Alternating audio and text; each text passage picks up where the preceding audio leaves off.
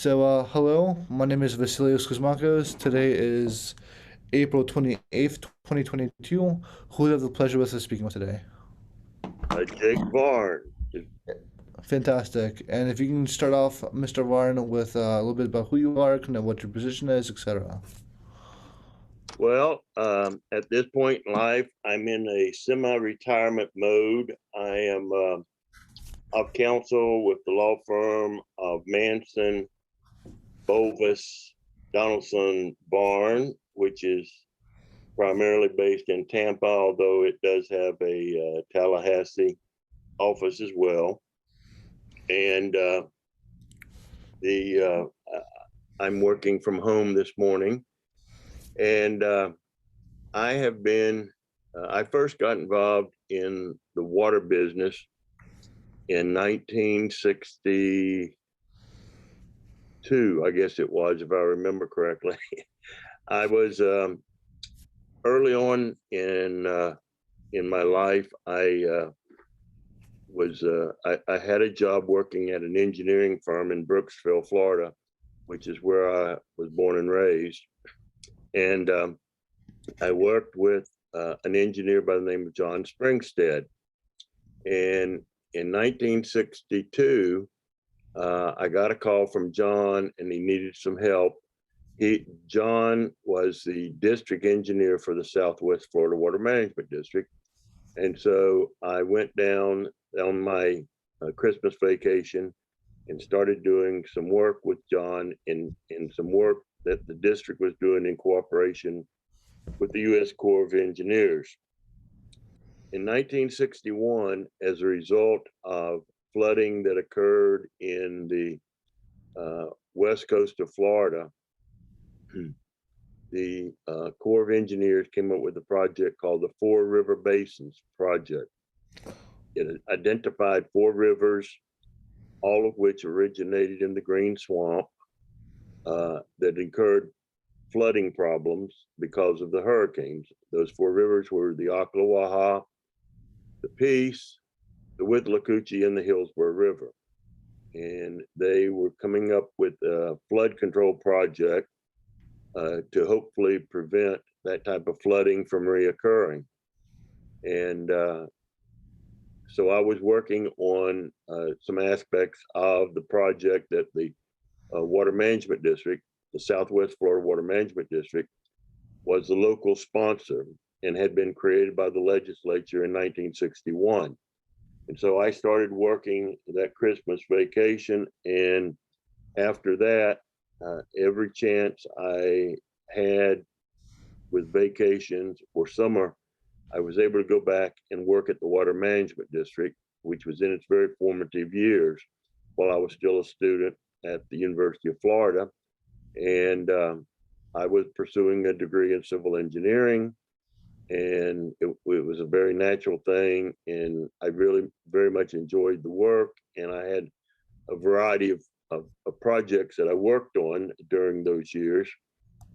And then, and the district was incurring a variety of problems, both from a water quantity standpoint, primarily a water quantity standpoint, because that was their responsibility because of the flood control. But nonetheless, they were being somewhat, I think, innovative in terms of looking at issues for the first time. And it was in the early days, and the issues that the district dealt with, I got exposed to. I wasn't necessarily that much of an expert, but I learned about a lot of things at that time. And then one of the many issues that the district was dealing with was the fact that the residents in Northwest Hillsborough County were complaining that well fields that had been established by Pinellas County and the city of St. Petersburg were being pumped to the extent that it was lowering the lake levels and destroying the wetlands in Northwest Hillsborough County. And at one of those meetings, Dean Maloney from the University of Florida came down and made a presentation on behalf of one of the property owners in Northwest Hillsborough County. And I got to meet Dean Maloney, and that was the first time I had learned about water law, and John Springstead made arrangements for me to go up and visit with Dean Maloney, which I did and was very appreciative of. And so, as a result, after I got my degree in civil engineering, I guess that was about June of '66, I applied to go to the University of Florida Law School, and I started there for the year '66, '67, and spent 1 year there. And the following summer, I got married, and so I got married. I dropped out of school so my wife could finish getting her education, and she went down to the University of South Florida and got her degree. And during that time, I spent about a year and a half working at the Water Management District, and I worked in various capacities. And then I returned to law school in the fall of '69. And when I went back to law school, among other things, Dean Maloney was in the process of writing for a model water code, and he asked me to participate in the preparation of that document. And so I did, and I authored one of the chapters, and then he asked me to rewrite another 2 chapters, and I did that as well. And so I became fairly knowledgeable about the model water code that he had drafted. Why was that so significant? Pardon? Why was the Model Water Code such a significant piece of Well, legislation? it became significant because in 1972, the Florida legislature created a joint committee to look at the water issue. And as it turns out, the staff director of that committee utilized the Model Water Code as the foundation for crafting legislation, which ultimately became the Water Resources Act of 1972, which was included new provisions into what is now Chapter 373 of Florida Statutes. There was a Chapter 373 prior to this point in time, but there was just minimal stuff in it. And the stuff that was in it had been put there as a result of a study that was done back in 1958. It was not nearly as comprehensive as what was done in 1972. And so in 1972, we had this new legislation. And by that time, I had graduated from law school in 1971, and I had agreed to go and work as the first general counsel, in-house general counsel for the Southwest Florida Water Management District.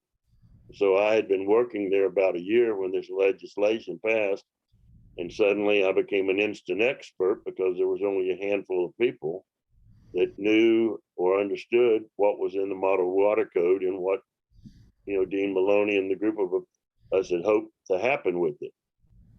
Admittedly, I was young and pretty naive, especially on the legal aspects, but I was probably the most knowledgeable person that participated in the process who understood the science of hydrology and things of that nature, which most of the folks that participated in the work had no type of scientific background or engineering experience. And so, as little experience and knowledge as I had, I again was the one that had the most knowledge on those subjects as we worked on them. So from that point in time, so I started working at the Water Management District in 1971.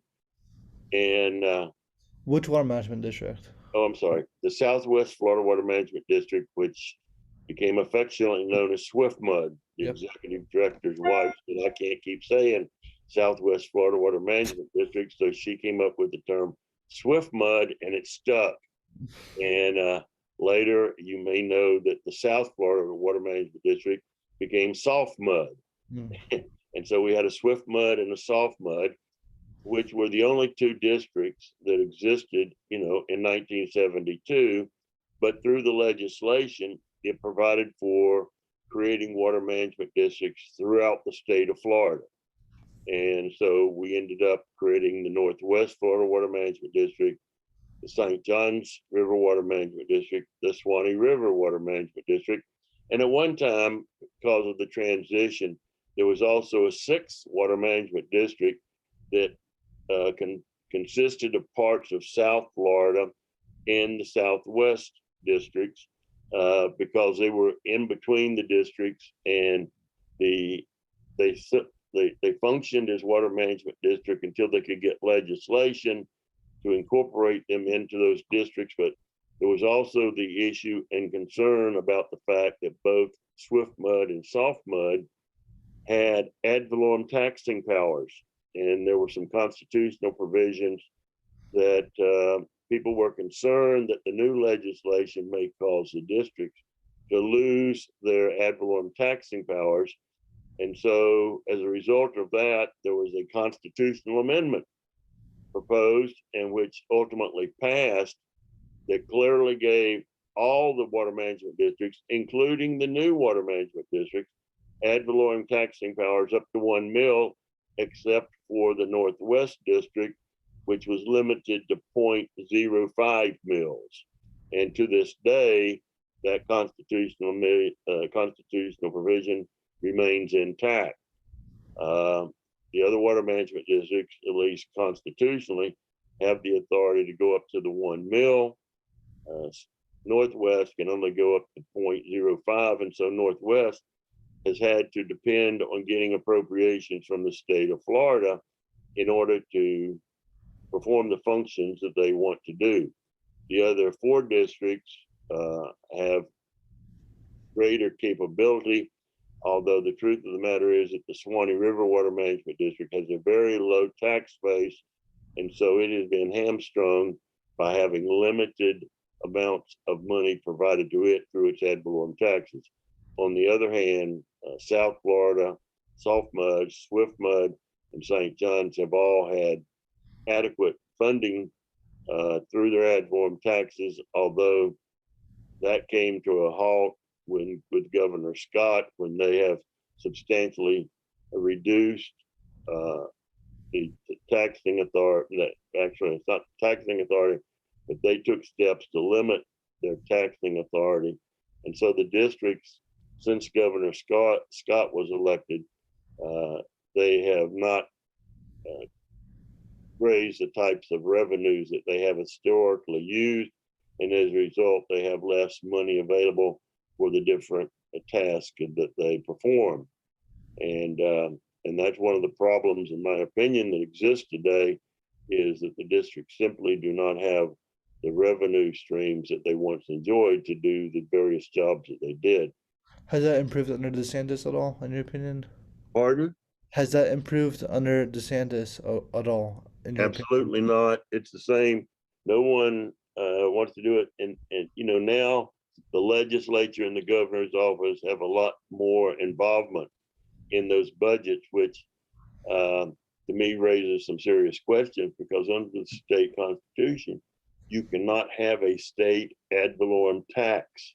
And so when the governor gets involved and the legislature gets involved, you run the risk of somebody saying the taxing authority of the districts may now fall in the category of being considered a state ad valorem tax. And, we could have serious problems in that regard.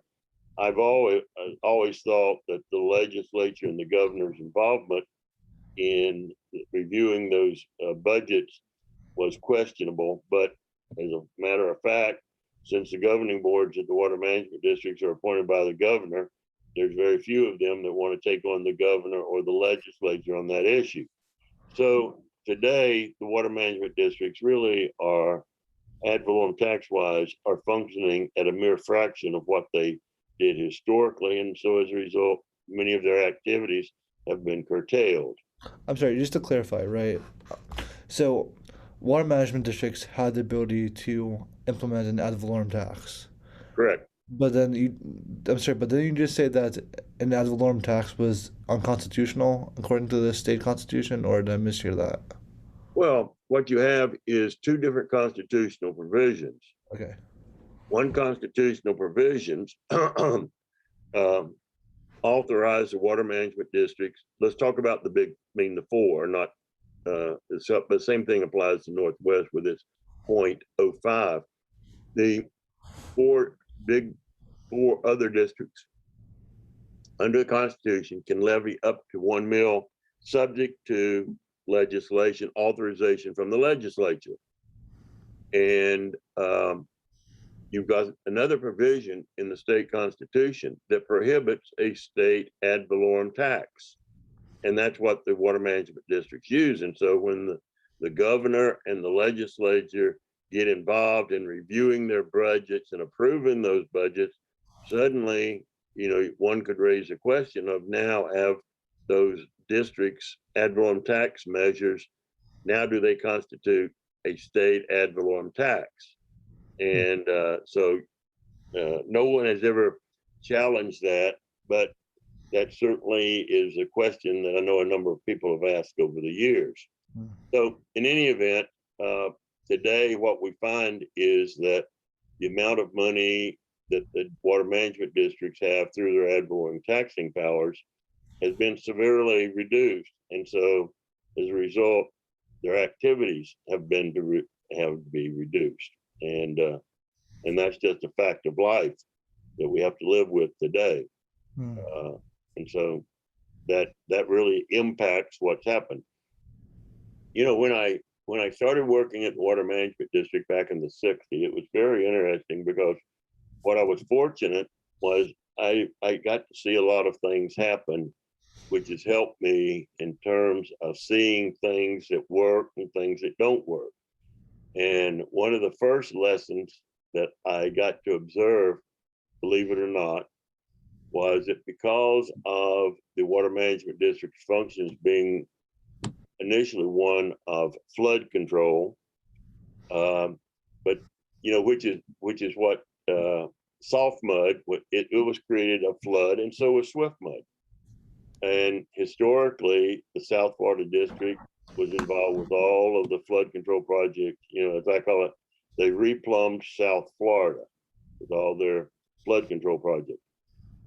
Swift Mud, on the other hand, was not called a flood control district. It was called a water management district, which I attribute to the fact and the foresight of a fellow by the name of Alfred McKeithen. Mr. McKeithen was the man in Brooksville, Florida, of all places, that saw the flooding that took place in the 1960s, and he's the one who came up with the idea that they needed a district in West Central Florida to undertake the core project, but he had the vision to know that, well, maybe what we have floods today, but tomorrow we may have droughts. And so he conceived the idea that it be called a water management district as opposed to a flood control district, which, at least back in 1960 was a fairly novel idea. And so a lot of credit, I think, goes to Mr. McKeithen for his foresight. But so in any event, one of the projects, in addition to all of its flood control work that the district was embarking upon, I don't really remember who came up with this idea, but I don't know. Well, you're from Pinellas County, so you know the Courtney Campbell Causeway that runs across from Tampa to Clearwater. Someone conceived the idea that they ought to make that a dam and take the part of upper Tampa Bay north of that causeway and convert it into a freshwater reservoir. And they called it the Upper Tampa Bay, I can't remember, Upper Tampa Bay, I can't remember now, it's Upper Tampa Bay something. And boy, all of a sudden, and the executive director at the Water Management District embraced the idea. So they started doing all these studies and all to see, because it sounded, like it might be a good idea. Well, there was a Dr. Taft at the University of South Florida that just started raising Cain about it and started talking about all of the impacts of converting that bay from saltwater to freshwater, and started using terms that most of us had never even heard before, about ecology and impacts on the flora and fauna and the marine life. And it's the first time really I heard somebody really talk about environmental issues. And Dr. Taft was successful. I'm sorry, what year is this? This was in the I'm going to say mid 60s, and Dr. Taft was very persuasive and was able to convince the Water Management District to abandon the project. And to the Water Management District and the executive director, Dale Twalkman at the time, it was a very valuable lesson because it was his introduction to environmental issues and taking a broader perspective than just looking at to understand what all these other impacts were that you had to deal with. And it was a very important lesson because as the Water Management District and the Corps of Engineers moved forward with their project, they had envisioned the fact that they were going to have a series of reservoirs. So when the big storms came, they would have these reservoirs constructed on these various rivers that would store the water when the flooding came, and then after the hurricane left and the rivers could accept it, then they could discharge the water into the rivers and prevent the flooding that had historically occurred along these rivers. And as the years progressed, people started. I'm talking about significantly large reservoirs of thousands of acres, and they had a whole series of them all through West Central Florida.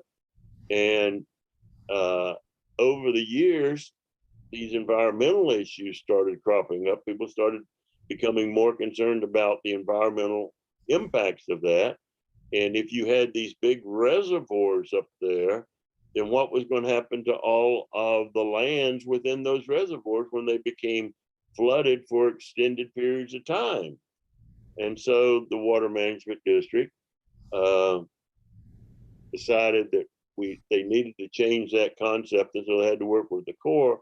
And so the Water Management District went from referring to them as flood detention areas or reservoir, went from calling them reservoirs to retention areas where they would only hold the water temporarily, and that way minimize the damage that they would do to the areas where the water was being retained. As it turns out, here we are today. The Water Management District retained literally tens of thousands of acres in West Central Florida. We do not have any reservoirs built. They never built the embankments to impound the water, but we have substantial acreage in ownership of the Water Management District. And one of the mistakes that was made, in my opinion, was the fact that in the 1970s, the early 70s, they had an area proposed down near the University of South Florida for one of these areas, and they authorized the city of Tampa to go in there and put a well field. And about that same time in the 70s was when the state of Florida started recognizing that wetlands are important to the state of Florida, that they have certain functions that they perform. And we embarked upon things like designating the green swamp as an area of critical state concern. We started protecting wetlands. The Department of Environmental Regulation, for example, started regulating activities so people couldn't destroy the wetlands, both freshwater and saltwater. And all these things were going on in the 70s, about the same time that the Water Resources Act of 1972 was passed. And at that same year, they had the Land and Water Management Act passed, which was Chapter 380.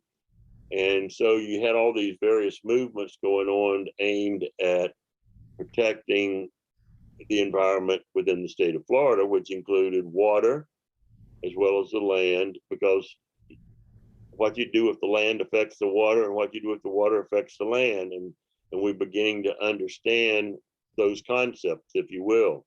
So describe the kind of context in which these acts were kind of enacted, right? So, Well, it was, yeah. largely the acts came about because Governor Askew convened a conference down in Miami, I believe in 1971.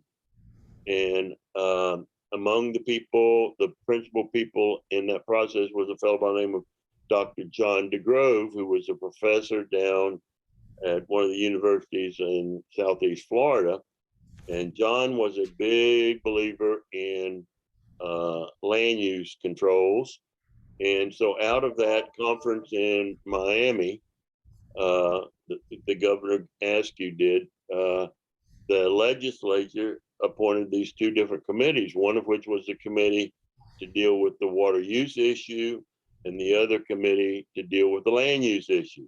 And so you ended up with two different pieces of legislation enacted in 1972.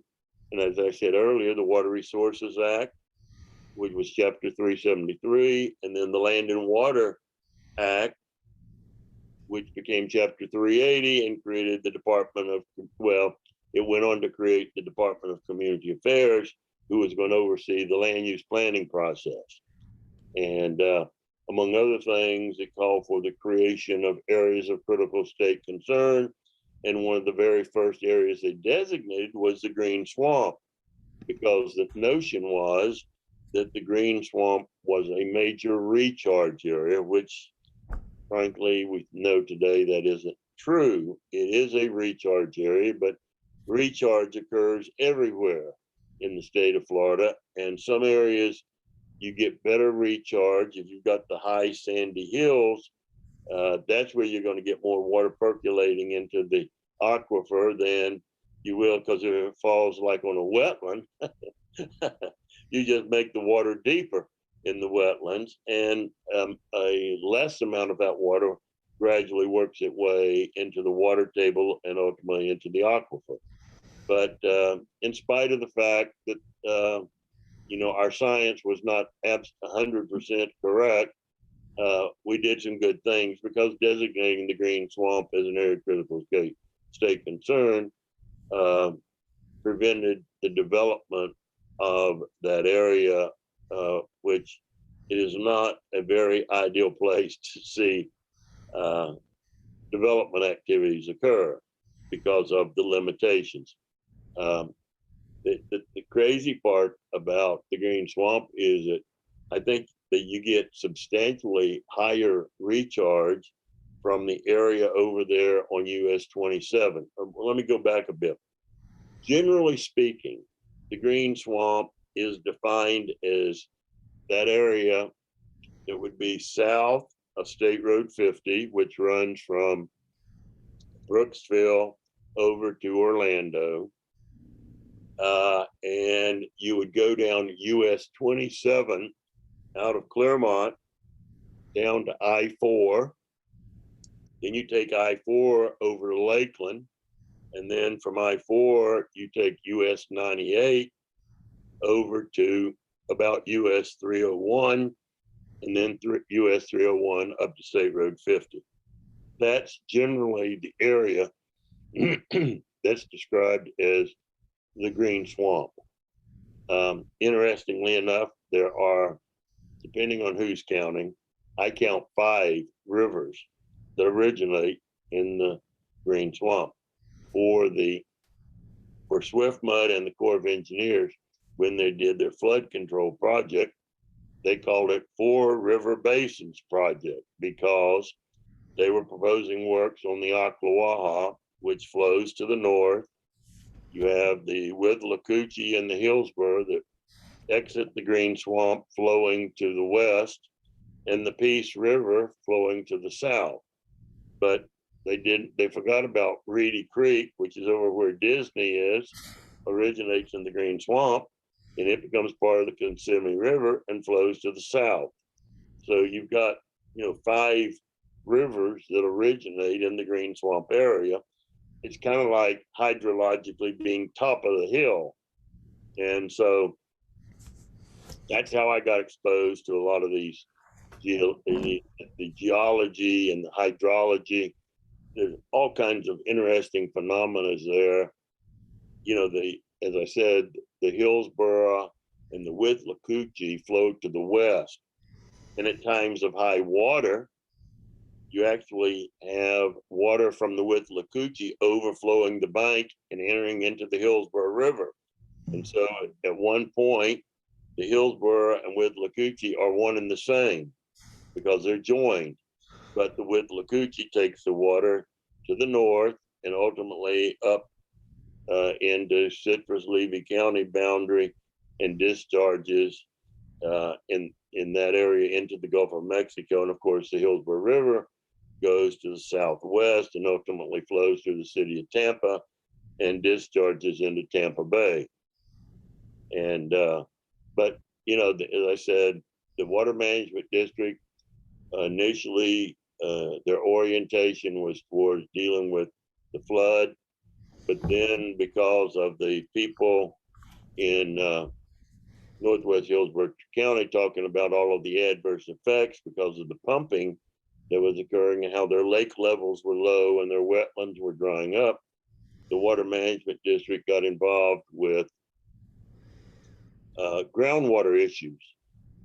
And at one time, the Southwest or Swift Mud had a cooperative program with the U.S. Geological Survey. And as I recall, it was like the largest program in the country where they were gathering all of this geological or hydrologic or hydrogeology, as they called it, combining hydrology and geology and doing all these investigations about the water resources. And the one thing they discovered was, lo and behold, yes, you had all this pumping by the city of St. Petersburg and Pinellas County in Northwest Hillsborough County that was causing these lake levels to draw down the potentiometric surface of the Florida aquifer.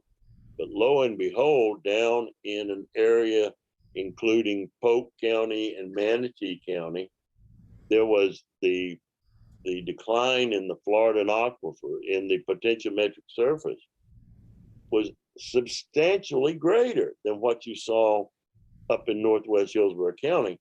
And that was due, if you will, to the significant pumping that the phosphate industry and the citrus industry and agriculture was doing in that area. There weren't any well fields. It was phosphate, agriculture, and who did I leave out here?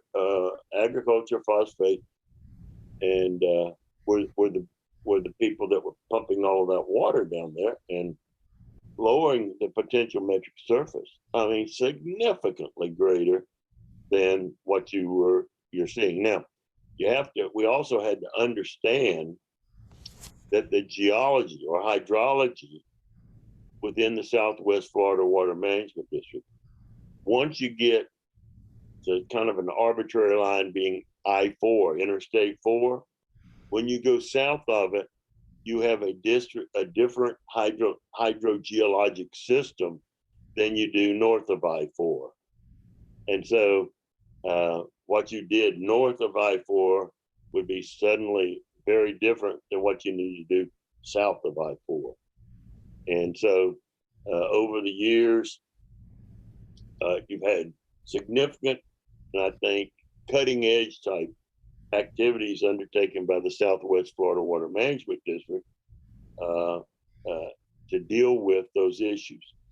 Let me go back a little bit to the 1960s again, before the Water Resources Act. was passed in 1972. Because of all the problems that were taking place up in northwest Hillsborough County, because of the complaints coming from the citizens of northwest Hillsborough County and Hillsborough County, there was a provision in what was in Chapter 373 that allowed a water management district to get into the regulatory business. And I'm not sure that I have the exact date right, but I believe it was either 1967 or 1968. And I'm on, think it was 68, if I remember correctly. The Southwest Florida Water Management District created a second entity called the Southwest Florida Water Management District, regulatory, close paren. So they had two different entities, and the governing board that existed for Southwest Florida Water Management District also became the governing board for the Southwest Florida Water Management District Regulatory. But by assuming the role of Swift Mud Regulatory, they were able to engage in groundwater and surface water regulatory activities. They were the first regulatory district established in the state of Florida. And shortly after it was established, I was working at the district at that time because my wife was getting her degree down at the University of South Florida. And I was selected as the first person to be an employee of the Southwest Florida Water Management District Regulatory. And so that gave me the occasion to start doing a lot of research to try to find out, exactly what the district should be doing. I know, among other things, I came up with the term of water use caution area, which we used to describe what was happening in northwest Hillsborough County and in that area of Manatee, Polk counties where we had the big reduction in the potentiometric surface. And believe it or not, I think that term still exists today. They continue to use the word water use caution area. And the good news, as I see it, when the Swift Mud Regulatory was created, the first thing the district decided was that if they were going to get into the water regulatory business, they had to understand the hydrogeology of the areas that they were regulating. And so their first task, they decided, was they needed to start gathering this hydrogeologic information, and that the best place to do that was through the well drilling industry. And so the first rules that the district came up with was to require well drillers in the district to get permits to drill the wells, which was the first time this had been done. And so by collecting that data, the district began to understand the hydrogeologic qualities that existed within the district so that they could use that information to engage in the regulatory activities, which would come later on. But boy, the well drilling industry were not happy campers. That was also a result of kind of early water quantity issues, right? They were beginning to emerge within the area, right? Well, yeah, it was, but by the same token, that was the primary concern. But the district, when it got into the water quantity business, soon recognized when you're dealing with groundwater, especially when you pump groundwater in the coastal areas, if you pump too much, you'd have saltwater intrusion. Yeah. So. And the other part was that if you started taking water out of the rivers and streams, that would allow salt water to come up those rivers and streams. And so you had lateral saltwater intrusion and you had vertical saltwater intrusion that you had to deal with. And so those were new subjects, for the district to recognize. I know early on, and this had to occur, I think, when I returned to the district back in the early 70s. Florida Power and Light, for example, decided they wanted to build a power plant in in the Manatee County area near Tampa Bay. Florida Power and Light was trying to decide, should they put it on the bay or should they put it in an upland area? And of course, the environmental community became concerned if they put it on the bay, they would be discharging this heated water into the bay. And as I recollect, the potential for destroying about 25 acres of Tampa Bay was unacceptable to the environmental community. And Florida Power and Light then elected what they would do is they built reservoirs in Manatee County. And as I recollect, this is why my memory gets a little foggy. One of the reasons they selected Manatee County, because early on, Manatee and Sarasota counties were not part of the water management district of Swift Mud. For whatever reason, when it was created back in 1961, they did not want to be part of it. And so they were excluded. But in 1972, when the legislature passed the act, they were part of that 6th water management district that I told you about. But ultimately, Manatee and Sarasota County became part of Swift Mud. And I think that probably occurred in about 1976, but don't hold me to the year because I may be off on that. But ultimately, they became it. But early on, Florida Power Light, I believe, thought they were going to be clever and go to Manatee County, where they wouldn't have to get involved with the water management district. And if you look at a map, a map of the state of Florida, you'll see where the Little Manatee River, that there's a portion of the Little Manatee River that runs from that goes into Manatee County and outside of what was in Swift Mud. And so they thought, well, gee whiz, we'll just get our withdrawal point outside of the water management, out of Swift Mud, and we won't have to be regulated by them. And they could access as much water as they wanted. Well, as it turns out, the lawyers came down to talk with us at the district, and being the young whippersnapper I was, fresh out of college and all that good stuff. And I said, well, you need to go read some law about taking surface water, which is what they proposed to do out of the Little Manatee River. And I said, there's a common law restriction that says you cannot take it beyond the riparian lands.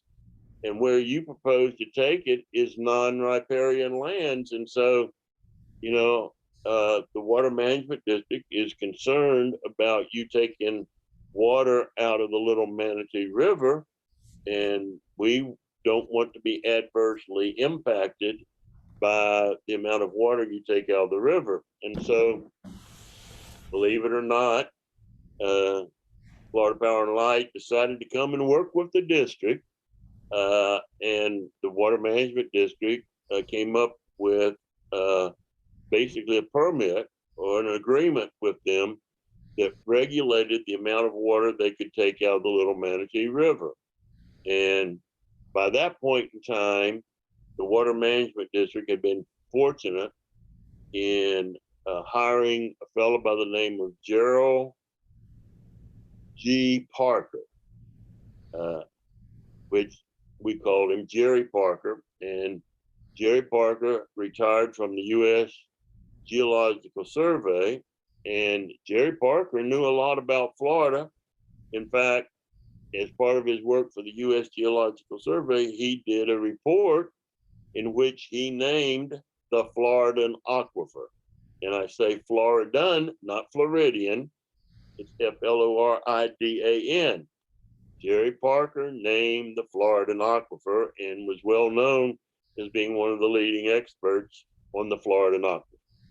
And so Jerry came down, and so when this FP&L issue came up, we turned to Jerry and said, Jerry, how much water can they safely take out of the Little Manatee? And after a little bit of thought and consideration, I remember Jerry coming up with the fact that they could take maybe about 10% of the mean annual flow from the river, which turns out to have been enough water for them to take and put in their reservoirs down in Manatee County, and that they could operate their power plant down there with that quantity of water being taken out of the uh, Little Manatee River.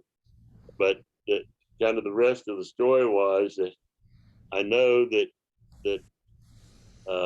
we relied on Jerry Parker's experience to come up with that 10%. But I always used to chuckle to myself when people later on would ask about, well, how much water can we take out of that water body? The 10% number kept coming up as the standard that they were using. And I just thought about it that no one, nobody seemed to know where the 10% came from. And it was Jerry Parker suggestion based on his years of experience. And for many years, that 10% was kind of the norm that everybody utilized for taking water out of surface water.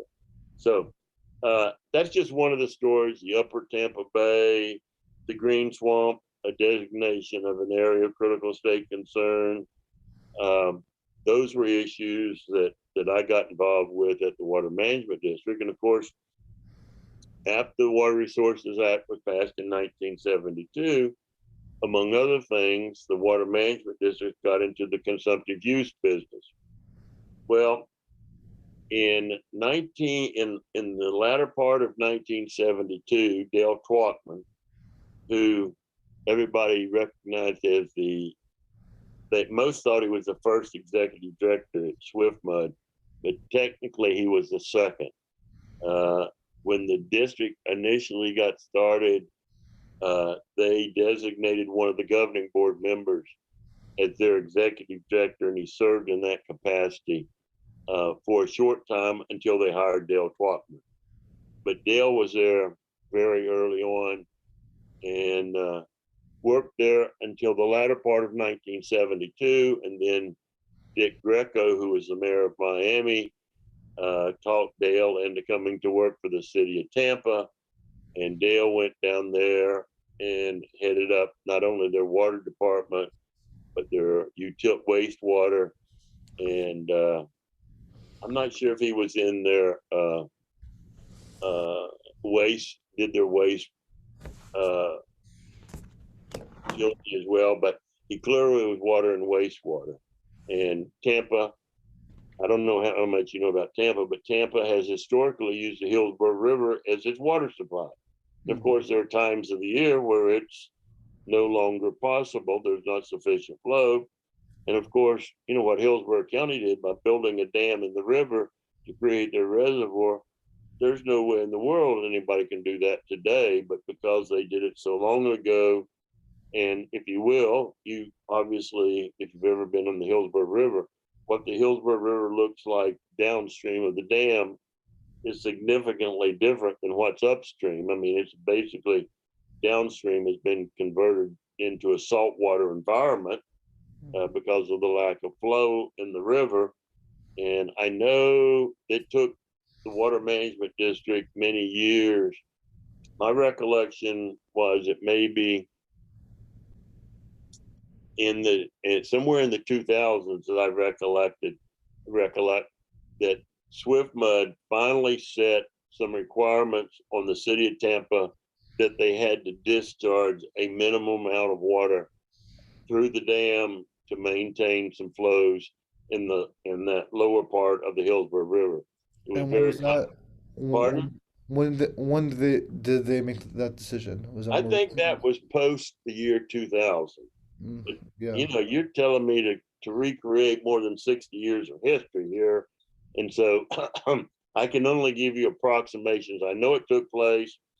I think, if I remember correctly, what was David's last name? Was the executive director. It became a very controversial item, and in my opinion, the water management district, the amount of water they proposed was very insignificant. The number of cubic feet per second is what they required to maintain a minimum flow. Because frankly, Tampa was more interested in its water supply than, maintaining a decent flow of fresh water into the lower part of the river, because it had basically been converted into a saltwater system down there. And I would imagine that that change in philosophy probably resulted in the you know betterment of the Tampa Bay, because I know for a while that the Tampa Bay was rather in Oh, rough. it helped. It certainly Yeah. helped. Well, at the same time, you have to recognize that as part of the Four River Basins project, the Water Management District constructed a canal called the Tampa Bypass Canal that intercepted the water in the Hillsborough River at two different locations and would divert the water from the river into the canal so that it would not go into the downtown Tampa area and cause flooding, or and it would divert it around and put it into Tampa Bay at a different location.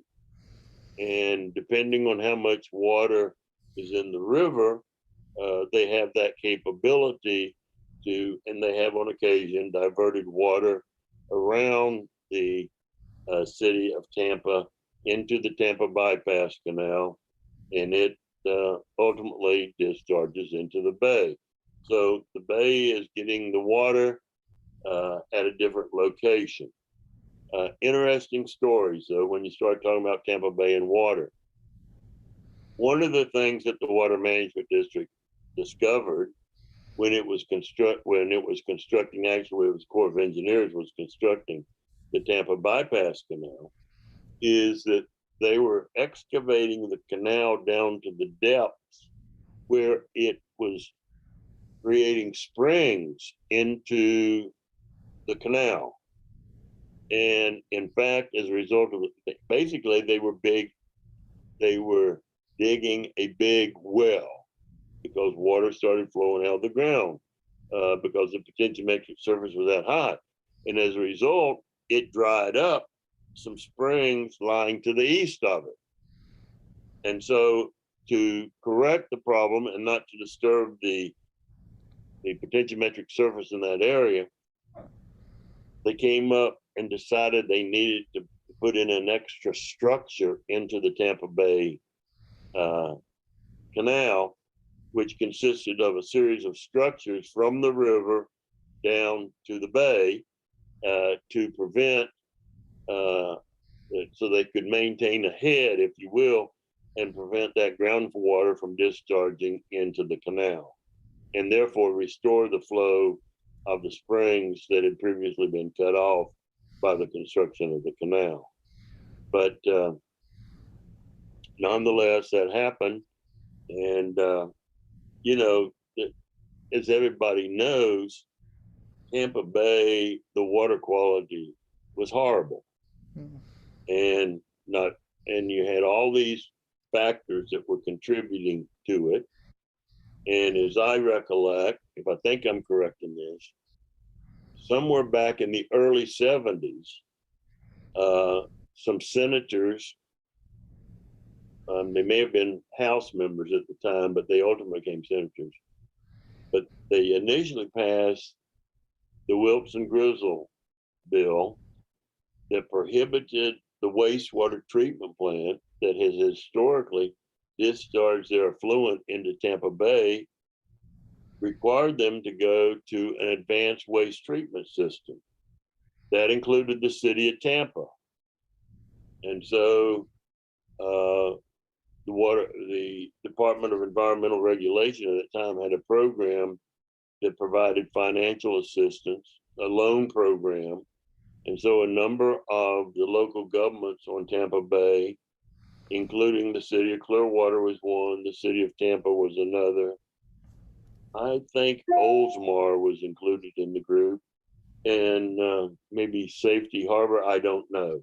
But it did not include the city of St. Petersburg because the city of St. Petersburg, they opted to dig or to drill the deep wells to inject their waste down deep into, I think, what they called the boulder zone of the aquifer, and supposedly that water would never seep up into the Florida. And in my view, I call it, they were sweeping it under the rug and hoping that it would not in any way impact the Floridan aquifer. I think the jury is still out on that. There's a lot of people that were very skeptical about it. And I just don't know the answer to that. But in the end, eliminating those discharges in the Tampa Bay, and then the local people embarked on a number of programs to start planting seagrasses around the bay. Yeah. And a couple of years ago, they made the declaration that they had restored Tampa Bay to a water quality condition that existed back in the 1950s. Yeah. But it took 50 something years to do it. But they did it. And they eliminated the nutrients, the phosphates, the nitrates that had been discharged historically into the bay. Then the seagrasses could exist, and that improved, everything, the water quality. But it took 50 years to do it and quite a bit of money. And, to me, that's one of the important experiments, if you will. We have an experience of where it worked, but it takes money and a commitment from the people that are impacting these water bodies where you've got water quality problems. And Lord knows we have them all over the state of Florida. You've got to eliminate those folks that are responsible for putting the phosphates and the nitrates into our system. You've got to take steps such as cleaning up your wastewater treatment plants. Well, it's interesting kind of experiment, like you said, right? Because it's worked, but then at the same time, we're kind of facing these kind of historic algae blooms that are existing in Tampa Bay over the last several years.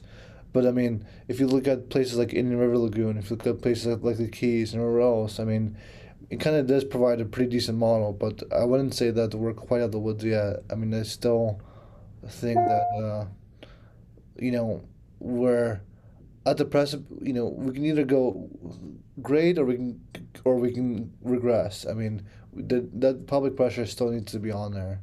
You mean? Well, you're right, but what we have discovered now, with all this federal legislation and all, and now we have, rather than we have a Department of Environmental Regulation, it became the Department of Environmental Protection. But what's happened is that we now have all these federal programs that we have to go in and do these. We have to identify our water bodies that are not meeting water quality standards, and those are surface water standards, and identify them, and then prepare these BMAPs, Basin Management Action Plans.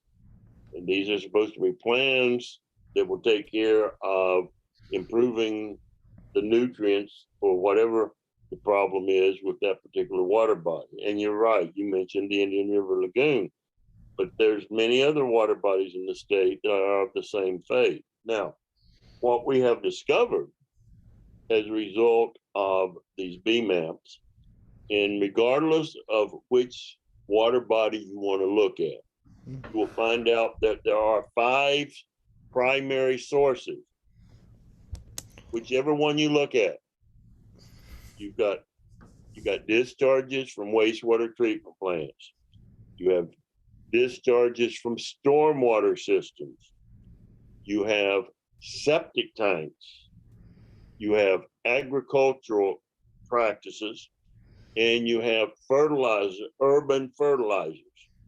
And so depending on what water body you're dealing with, you can identify which one of those 5, what percentage they are contributing to the nutrients. Now, unfortunately, we have about 3 million septic tanks in the state of Florida, and I would be willing to bet that probably 95% of them are not functioning properly, and they are a significant source of nutrients into various water bodies, including the Indian River Lagoon, including the Caloosahatchee, and various other water bodies around the state of Florida, including some rivers.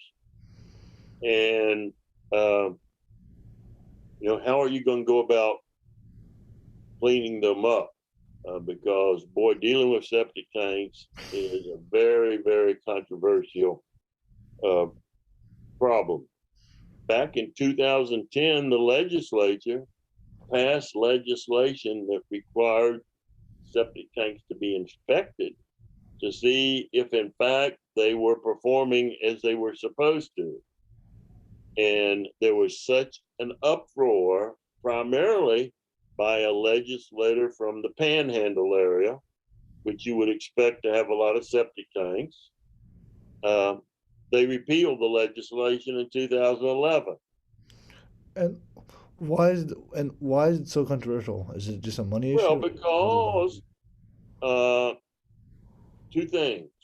One, if the septic tanks were not performing as required, they would need to get a septic tank system that would meet some water quality standards, or they would have to connect them to some type of wastewater treatment plant. And who's going to pay for all of that? You know, and the people that want septic tanks were just raising Cain with everybody and saying, I'm poor, I can't afford to do this. But I look at it this way: the state of Florida shares some responsibility for that because they told the people it was okay to do it. If they went out and met certain requirements, it was okay to put the septic tanks in. And so we let them do that. The state of Florida did. They had rules and regulations governing them and said, if you meet these standards, everybody's happy. Well, they shouldn't have been. We're a lot smarter today than we are then. But we do have septic tank systems that you could put in, but they're more expensive. And who's going to foot the bill for doing that? And, it's like anytime they talk about a tax, don't tax me, tax that guy over there behind the tree. Nobody, there's no such thing as a free lunch. Somebody's got to pay for it. And how do you determine to do it in a way that people will accept it? And sometimes somebody just got to bite the bullet. It's just like the legislature in mandating to the different communities on Tampa Bay, you've got to upgrade your wastewater treatment plants. And they provided funding mechanisms that were acceptable to those communities. And so through local efforts and the state monies, usually they would get bonds and build the facilities. And we're either paying for it now or paying for it later, right? Because it's like, what was the old commercial that said, pay me now or pay me later? Yeah. Well, everybody now is going to be pay me later, and it's going to be more expensive. Yeah. It's going to be more expensive. And dealing with 3 million septic tanks that already exist. Interestingly enough, I had a meeting the other day with some folks from the Department of Environmental Protection, and the deputy secretary that was in the meeting had to excuse himself from the meeting because the department was dealing with an issue down in Lee County. And he told me that they were getting 300 applications per day for septic tanks, for new septic tanks. Now you do the math on that. I mean, those septic tanks are only going to cause an additional problem. I mean, why, if you've got that much growth taking place, why isn't the local government, whether it's a city or county, figuring out a way to put in a wastewater treatment plant that would adequately serve all this rapid development that's taking place. Now, I know it's a nasty word to say, but moratoriums have been used in the state of Florida before. I know when I was Secretary of DER back in 1979 and thereafter for a couple of years, we put moratoriums on, I can recall very correctly, on the city of Orlando, because they were experiencing significant growth, but they had not kept their wastewater treatment plants. They were not building them quick enough to take care of the new growth. So we said, okay, you can't give any more building permits out there, or maybe you can give building permits, but you can't hook them up to the system until you build a new wastewater treatment plant. And so they did. And gee, we managed to survive, you know? But in this day and age, I don't think people, have the caputs to do what's necessary. And so here we are, sticking more septic tanks in the ground that's invariably are going to cause additional water quality problems. Now, that reminds me of another issue. Along the way, I was, I worked at the Water Management District from 71 and then till 73. And shortly after Mr. Faulkman left, I decided it was time to leave because, among other things, they had passed the Water Resources Act, and suddenly I became an instant expert. And so some people thought I knew enough about it that I might be able to help them. And so I went to work for one of the big law firms down in Tampa. When I went to be Secretary of DER in 1979, I was 37 years old, and now here I was leading a state agency. And one of the first things that struck me when I got there was several things. And I know that I broke down tried to establish 10 things that I'd like to do. And one of which was that historically, the water management districts and DER had kind of an adversarial relationship. They did not work together very well. And so I made a commitment that I wanted to see the two try to work hand in glove and try to improve that relationship. And I think we made some at least minor steps in that direction. But you look at the world today, back in those days, the water management districts were a lot more powerful than what DER was. They told us what to do, which was contrary to the statute.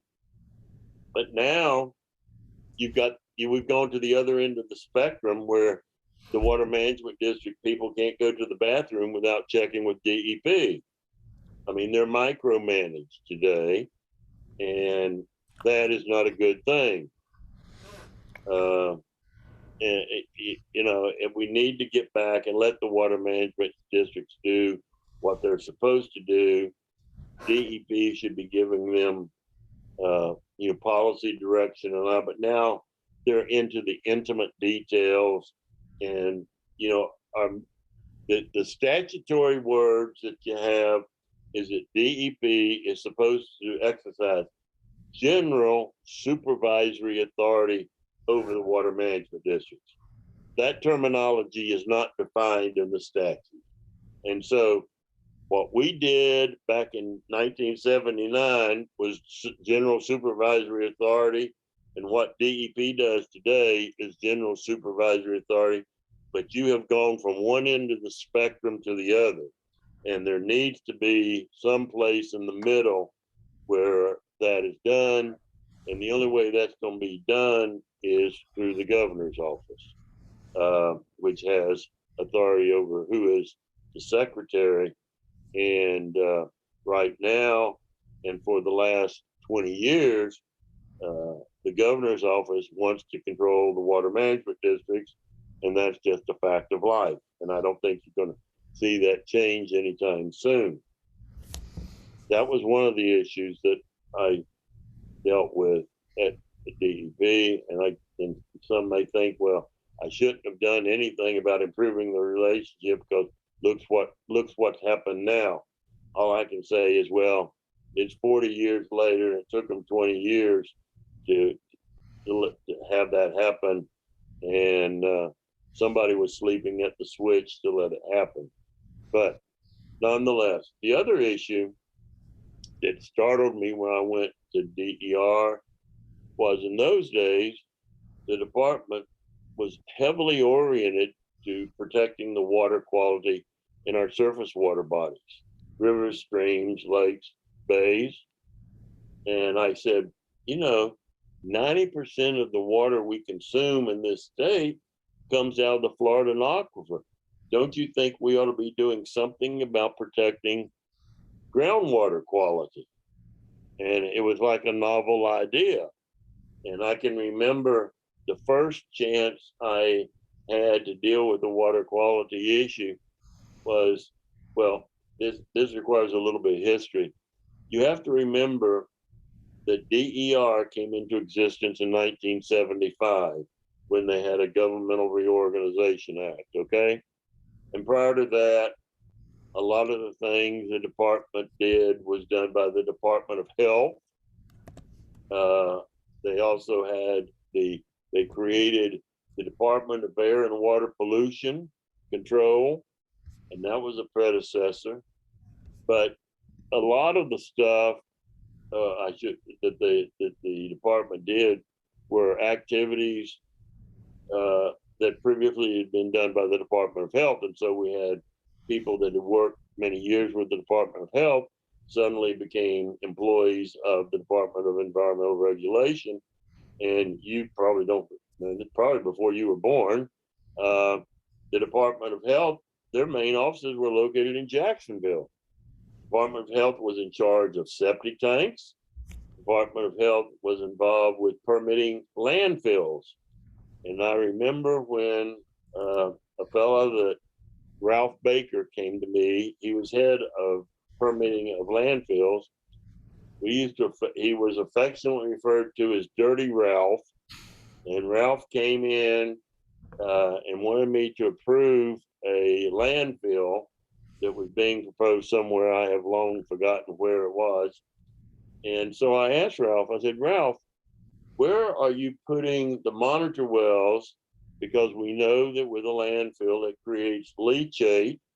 And the idea was you wanted to contain the leachate so it didn't percolate down into the groundwater and created a groundwater problem. And I said, well, Ralph, where do you put the monitor wells for this landfill? And he showed me where it was. And it was right smack dab in the middle of the landfill. And I said, Ralph, what is that going to, how are we going to know if there's leachate coming into that well? I said, don't you think we need to know which way the groundwater moves and put a well at that location so you know what the water quality is before it gets to the landfill? And then you put another monitor well or so downstream of the well field so you'll see what the water quality is after it runs under the landfill. And Ralph says, gee, that makes eminently good sense to me. So we put series of monitor wells before and after so that we could start monitoring groundwater, which it just kind of amazed me that the department was so worried about fishing and swimming, but they weren't worried about drinking water. And that was one thing. And then ultimately, I think it was 1983, the legislature passed some significant legislation enhancing the power of the Department of Environmental Regulation to deal with groundwater issues. And in those days, one of the first efforts they made was getting involved because they started to understand that we had all these leaking gasoline and oil product tanks that were leaking into the water table and ultimately finding its way into our groundwater. And so that was another program that came along later where they started inspecting these gasoline storage tanks and requiring them to be replaced. And they put the double liners, and with certain facilities, we started putting them above ground. And that program, the consulting industry got carried away, and in my opinion, they were ripping off the funding, and the legislature finally got tired of it and stopped the program. And so you've got a very bare bones type project, I think, that still exists. But the consulting industry, started building these pyramids to run up the cost of cleaning up these storage tanks, and it led to the demise of the program, in my opinion. So, in any event, I've kind of rambled with you today. Um, Before we go, would you mind discussing the cattle issue in Swanee River Valley in the 1980s? It happened in Lafayette County, from my understanding, that the state of Florida paid, I think, farmers to move cattle. I think, like, Yeah. some number per head. Would you mind discussing that, because there's some What? interest Yeah. on. Well, there's two things. I also want to come back to what's happening with the springs, if you don't mind. Absolutely, yeah. I know you got time limitations, so No, if you, I absolutely don't. So, like, if I would like to do this interview for as long as you're able. well, my wife says we've been at it for about an hour, and I'm okay. Yeah, I me too. I may I didn't make notes or anything to prepare.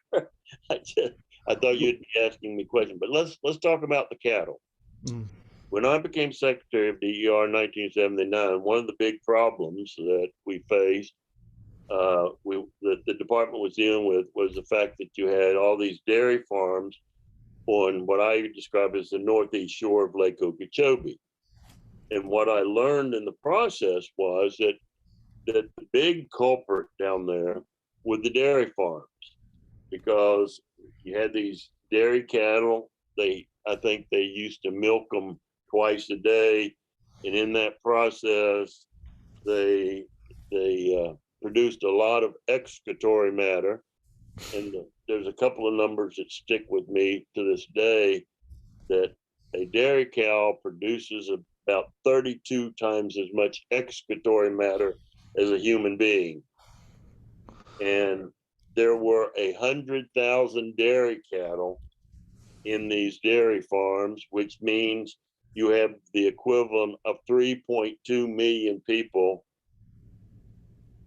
putting their excretory matter into Lake Okeechobee on a daily basis. So when you look at it from that standpoint, it's not difficult to understand why Lake Okeechobee could have a phosphorus and nitrogen problem, right? From the excretory matter of 3.2 million people dumping their waste in the lake daily. I mean, I don't care how big Lake Okeechobee is. It was easy for me to say that's got to be the major source of the nutrients finding their way. Now, I'm sure beef cattle produce some amount of excretory matter, but the point was that what they learned when they looked at the cows, that the cows were always looking for someplace cool to do their thing, and 9 times out of 10, they'd end up going to one of these ditches with water in it, and the water in that ditch discharged ultimately into Lake Okeechobee. mm, So, I mean, I can remember seeing cartoons in the paper where one of the options they had was putting diapers on the dairy cattle. Well, that was absurd, of course, but it made for a comical cartoon in the newspapers.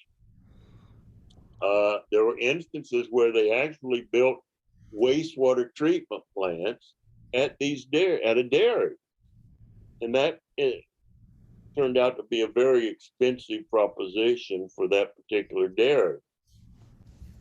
Somewhere in the process, and this was after I left the department, and I was reading something I think the other day, and I believe it was in the late 80s that somebody came up with the idea of why don't we move the dairy cattle up to North Florida?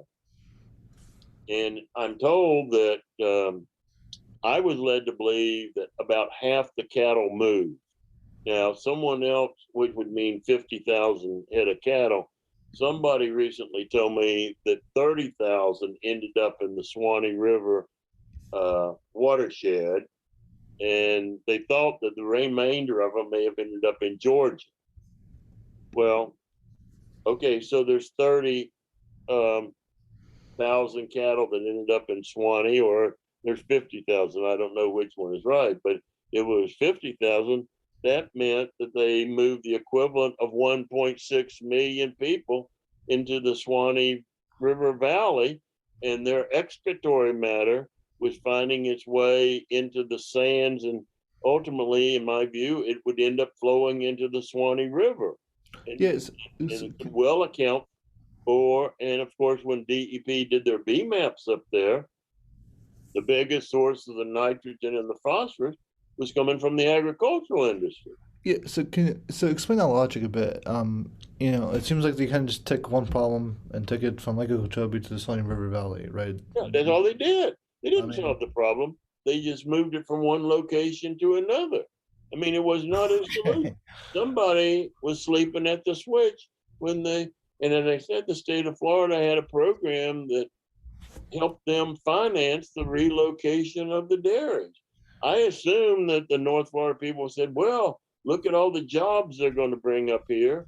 And it was a good thing, but no one thought about all the adverse impacts on water that would accompany the moving of those cattle up there. But either way, you had a major source of phosphorus and nitrogen that was ultimately going to find its way into either the river or into the aquifer. And are you aware of who or what organization was responsible for facilitating that move? Well, it was a joint effort. As I recall, I think the South Florida Water Management District came up with some of the money. Hmm. So it was like, congratulations, Swanee River Water Management District. I'm giving you a present of all these dairy cattle. And but it was an effort that the South Florida District was involved with. Um, I think DER had to be involved in some way, and I think the Department of Agriculture and Consumer Services was involved with it. And Yeah, because from my understanding, like there's quite a few legacy effects um that have been a result of kind of this, you know, moving of cattle, right? Which, like you just mentioned, has had a rather deleterious effect on the water basin in that area. So, I mean, you went from destroying one water source to another. I mean, it's rather absurd. well, you know, as I said, somebody was sleeping at the switch when it occurred, and I just don't know who was responsible. Unfortunately, you have the dilemma of any time you want to solve a problem that usually the solution requires money. And we know, for example, that agricultural fertilizers uh, can create a problem if they put too much fertilizer on it. We know that agricultural operations, because of the BMAP work, are responsible for a substantial amount of nitrogen and phosphorus that's finding its way into the Swanee River and its tributaries. Now, if you will, fortunately or unfortunately, agricultural operations have to comply with what they call best management practices, BMPs. Mm. Well, if anyone knows anything about best management practices, it's like a get out of jail free card, because it says that agriculture, if they employ these BMPs, they are uh, they are presumed to be meeting the state water quality standards. The people that know and develop the BMPs know full well that BMPs do not meet the state water quality standards, and that if you will, the legislature allowed the development of BMPs to let agriculture have a lower standard to comply with to do business than everyone else. Before we talk about BMPs, because it is an issue I want to address separately that I've been meaning to, I do want to talk a little bit more about the cattle thing because there seems to be Okay. quite a bit more interest. Um, so you know, so I'm not sure if you remember, but I sat right behind you during the Florida Spring Summit, a couple of weeks ago, and during the summit you had mentioned that kind of story about the cattle. What more can you tell me about it? Because it's like it seems to be a pretty important part of the story, at least within the Swanee River Valley. I mean, is there anything in writing that you can recall? I mean, were there any op-eds? Were there any, did anybody do research on it? I mean, just anything you can tell me about it would be great. I, I'm not sure I understand what you're asking. I mean, is there something being done about it?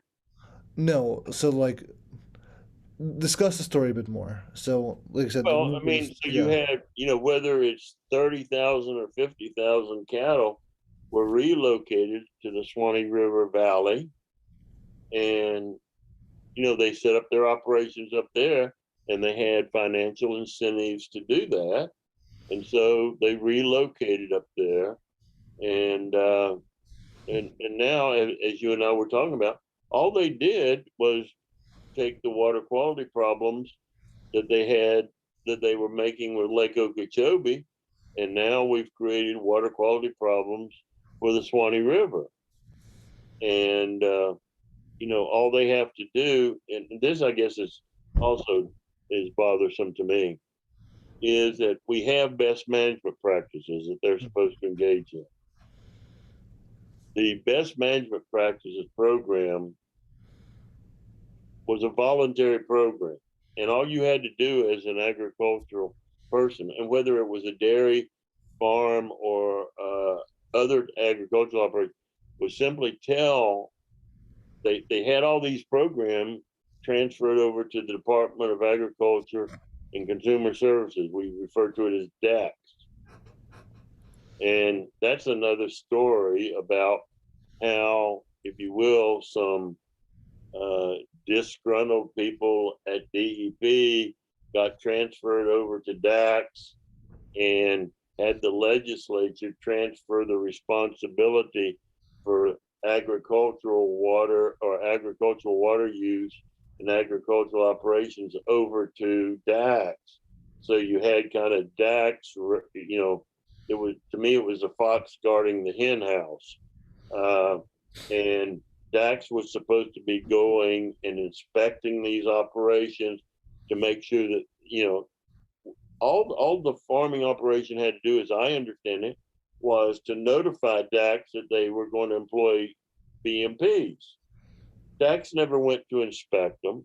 DAX never went to see if the systems were performing as required. And so, as I call it, the get out of jail free card. And so agriculture has been given a blank check for the most part. Now, a lot of the folks will tell you that they've improved their practices and they do this and they do that. But at the end of, and that may be true, but at the end of the day, the question is the water going into the aquifer or the water being discharged from these operations into some surface water? Are they meeting the state water quality standards? Because if they're not, then they're just passing the problem on to the state of Florida and to somebody else. And who's creating these BMPs? I mean, Pardon?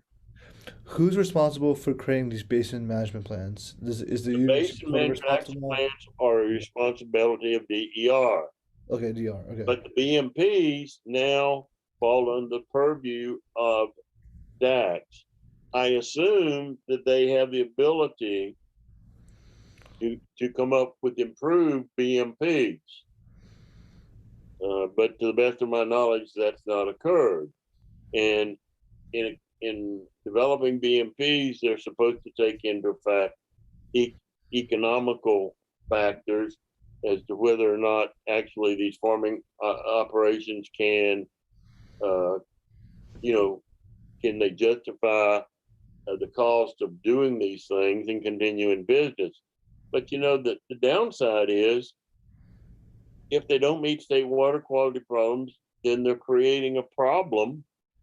And, to me, nobody in the state of Florida has the right to pollute our water. And if they are, then they need to find a suitable location and have suitable operations to engage in whatever their activity is and abide by the laws of the state of Florida. Because otherwise they're passing that problem on to the state of Florida to clean up their mess. And I just don't think that's correct. So you mentioned a lack of enforcement with BMAPs, right? And then you mentioned how DACs, BMAPs or BMPs. BMPs. And you mentioned how DACs, essentially doesn't regulate it, at least enforce it in any kind of real regard.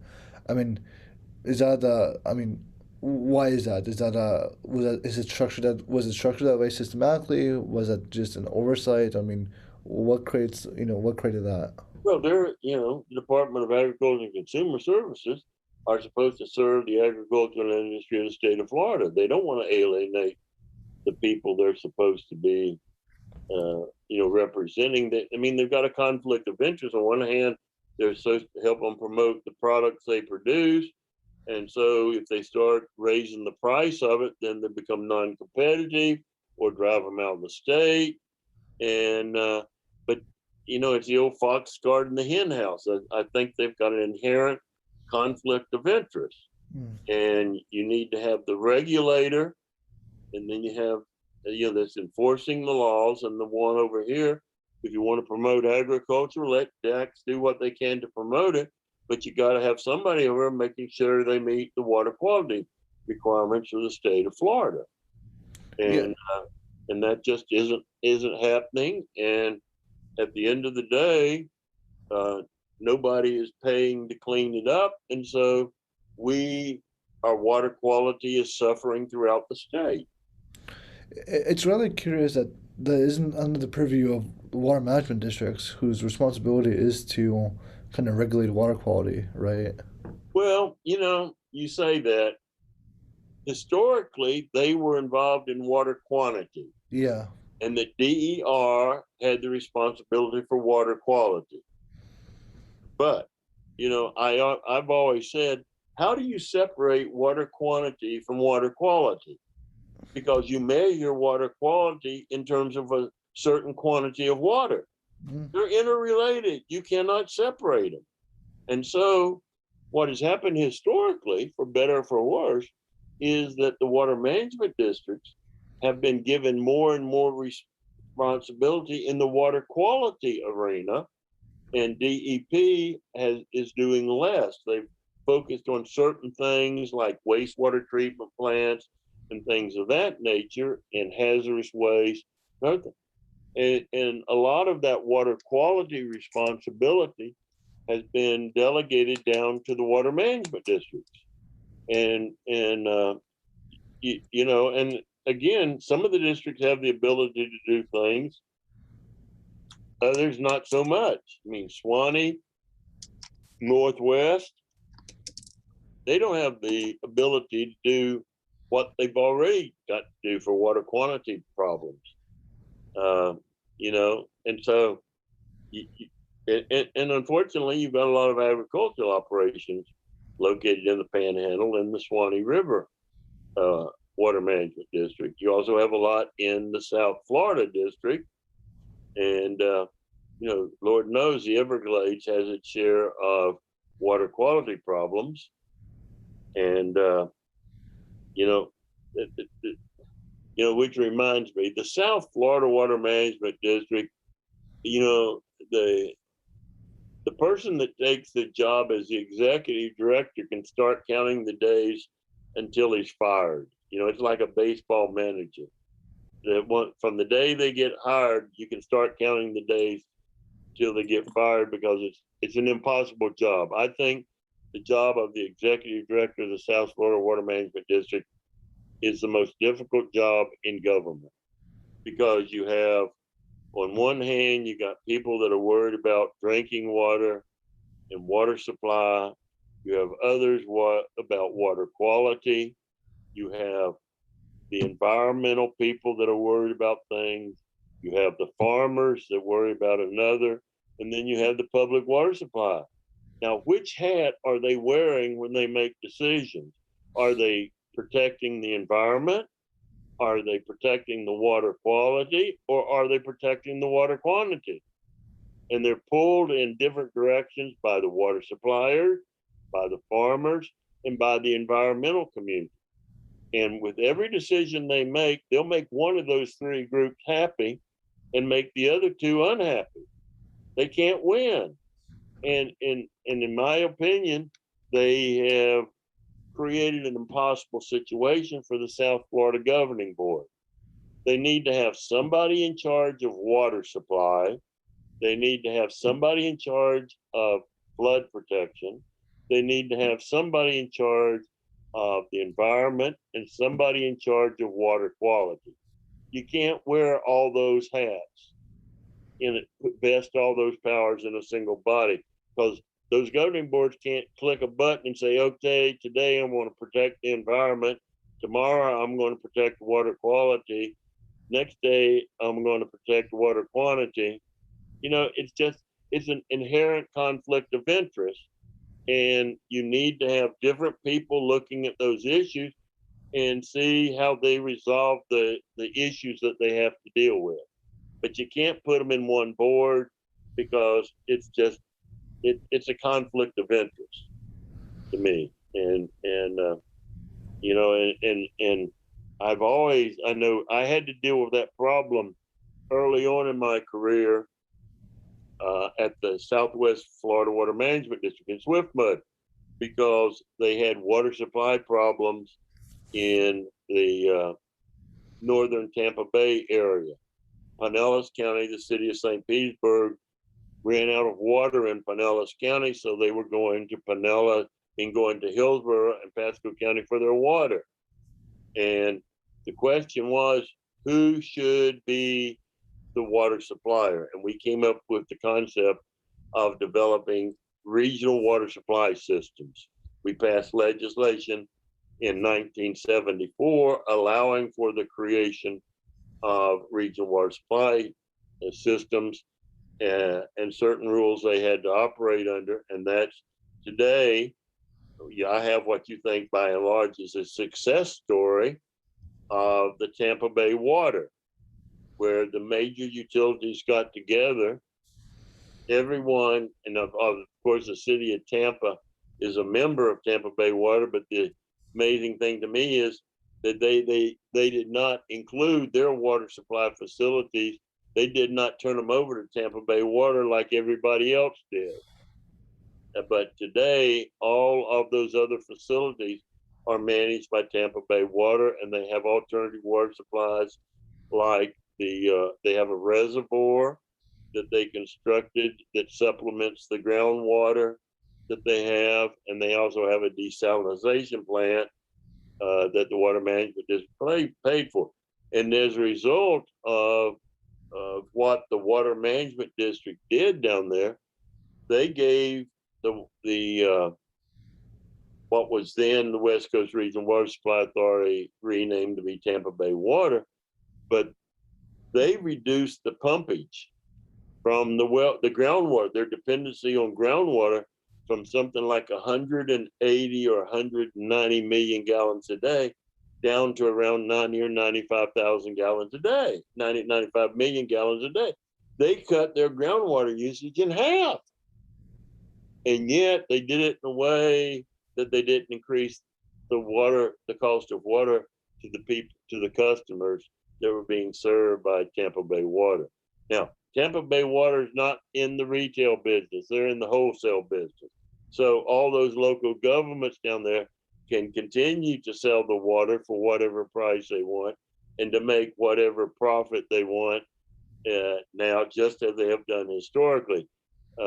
Most local governments make money on their water supply systems. Most people don't recognize that, but they lose money at their wastewater plants, so they counteract each other. So overall, they can keep their head above water. But the water and the wastewater business are interesting models to look at to see how they handle their revenue streams and what they can use them for. I know in the early days, the city of St. Petersburg used to take the monies they made from their water system and use it to subsidize the bus system, which to me makes no sense at all, but yet they did. In Pinellas County, they took the money from their water system and paid for new buildings for the county government. And, I guess the local governments decided that was a good use of the money and they did it. But, as I say, there's no such thing as a free lunch, and sooner or later, somebody's got to pay for it. But why the water customers in St. Petersburg should be subsidizing people to ride buses is beyond me. I mean, people need to know the true cost of what the services are that they are getting.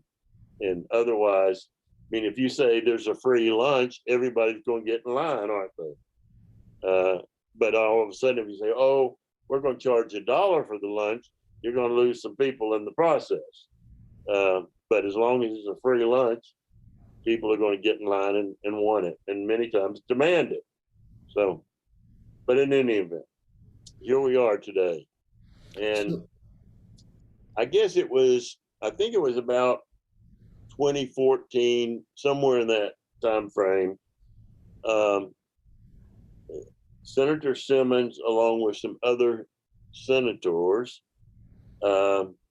became concerned about water quality in the springs of Florida. And Senator Simmons, who's from over in Seminole County, Senator Dean from Citrus County, Senator Monfort, who had a host of panhandle counties with springs, Senator Simpson from Trilby had at least Weeki Wachee Springs in his district.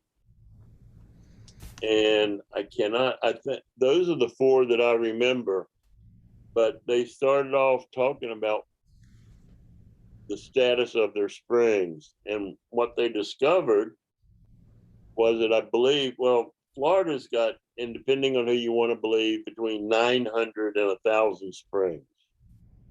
The big springs, they call first magnitude springs. Actually, I think under the USGS system, there's first magnitude, second magnitude, and third magnitude springs. First magnitude means that they've got to put out in excess of 100 cubic feet per second. Now, personally, I'm not a cubic foot per second person. I'm a million gallon a day person. So I translate the 100 CFS to like 66.4 million gallons a day. And so springs like Weeki Wachee Springs, Crystal River, Homosassa, and those, and as I recall, when the list was prepared, we identified about 30 springs in the state of Florida that met the designation of a first magnitude spring.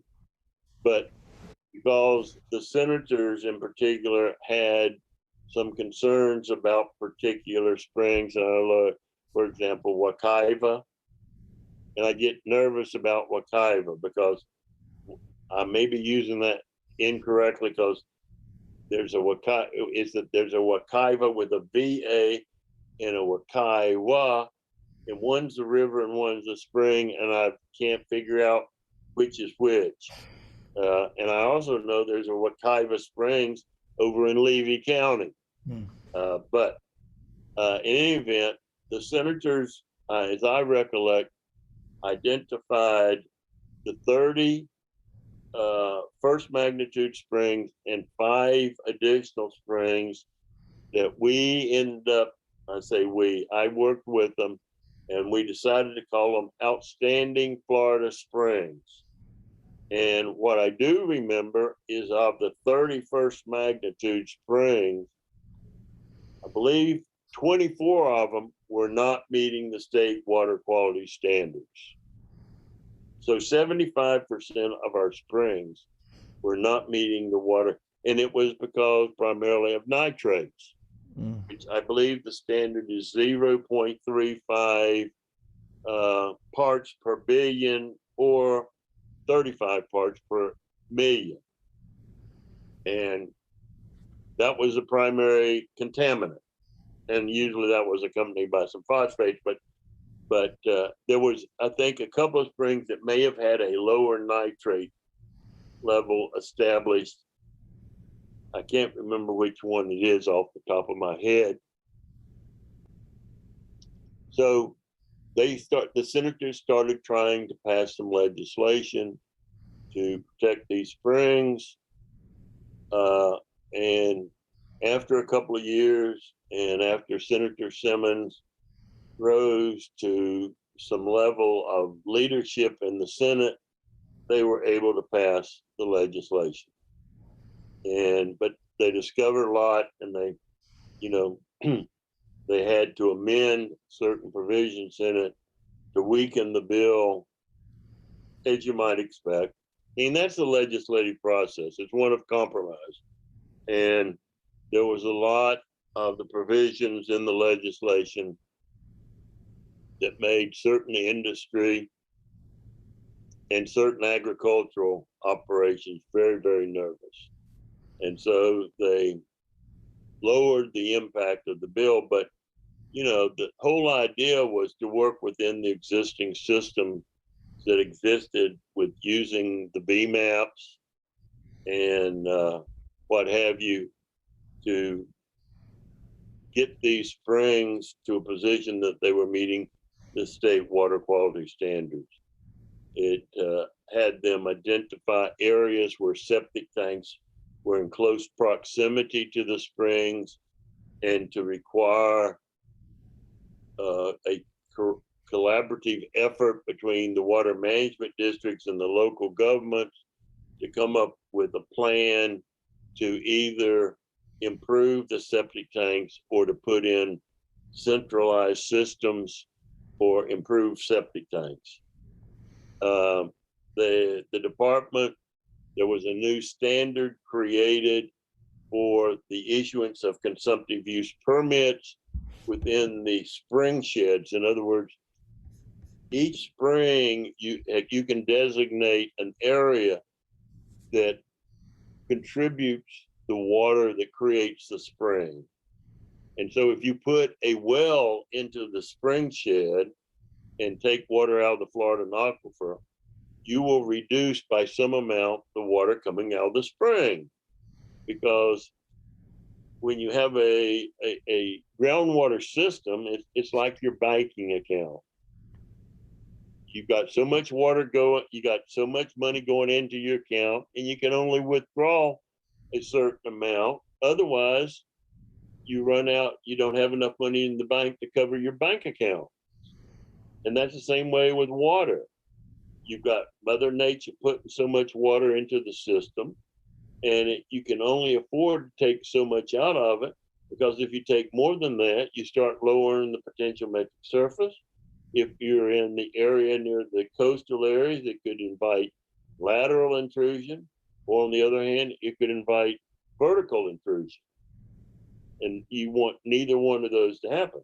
In addition, when you start pulling more groundwater out, it can have an effect on the water table, which can impact lakes, it can impact rivers, it can impact wetlands. When you lower the water table, it has those types of impacts, which are undesirable impacts.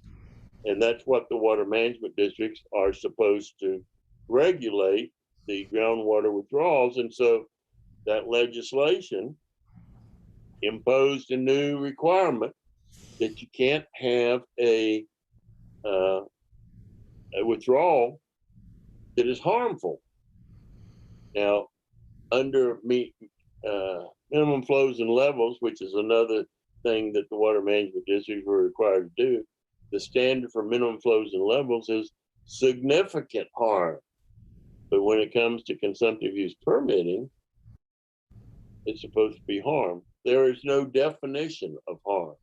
And so the legislation 6 years ago, 2016, required DEP to come up with that definition. Well, earlier this year, they came out with a definition, which was a definition, as I understand it, that they came up way back before 2016. And it has been very controversial. It hasn't been adopted. And, what DEP is going to do next, I can't tell you. But there's a potential there for coming up with some meaningful standards for the water management districts to use in terms of protecting the flows in our outstanding Florida springs once we have that harm level. But, whether you talk about, I don't care if you talk about regulating water withdrawals, coming to grips with the water quality problem, at the end of the day, all the solutions require money. And somebody's got to pay for it. And figuring out who's going to pay for it is always a very controversial thing to figure out. I mean, you can say, why shouldn't the customer, the one that, why shouldn't they pay for it? Why shouldn't the guy that put the septic tank in pay? Because no one should be polluting our water. Well, on the other hand, he's going to turn around and say, yeah, but I put the septic tank in because the state said that it met all the requirements and I wouldn't create a problem. Well, the state was wrong. And the homeowner relied upon it. So shouldn't the state bear some responsibility for fixing the problem? I mean, these are debates you can have until you can debate these subjects forever. But sooner or later, somebody's got to bite the bullet and determine, and you've got to do something that's in the best interest of the people of the state of Florida. You can't be selfish about it, That's the reason, for example, Tampa Bay Water, in my opinion, was successful, that finally you had local governments that historically that had been at odds with one another. I mean, the people in Pinellas County and the people in Hillsborough County, they didn't like one another. They couldn't agree on the time of day. And suddenly you got some county commissioners who were realistic. Steve Seibert, Ed Tranchak in particular. There was the mayor of St. Petersburg that really did things that were for the common good. And they figured out a way to solve the problem. And it's been very successful, in my opinion. And it's a model that other areas of the state should utilize for solving problems. Because when you deal with these environmental water problems, I do not know a drop of water that pays any attention to a political boundary. Look at the Withlacoochee River. Half the river is in Sumter County and half of it is in another county.